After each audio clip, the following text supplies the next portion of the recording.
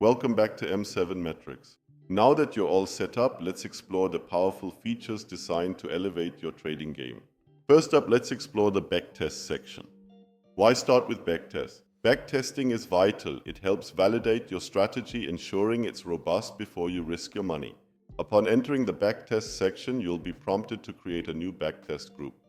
These groups are important for organizing your backtests. You can categorize them by instruments, strategies, trading times, and more.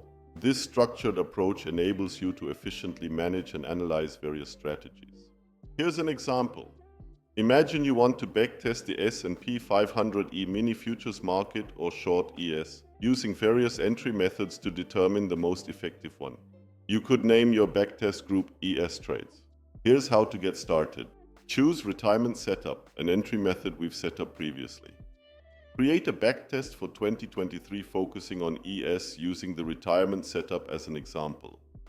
Creating a backtest in M7 Metrics is straightforward and quick. You can set up as many backtests as you need. For now, our backtest results are empty since we haven't run any trades yet. But don't worry.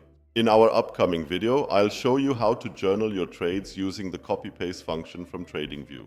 As we progress, we will collect more data points to analyze, enabling us to refine your trading strategies for optimal success.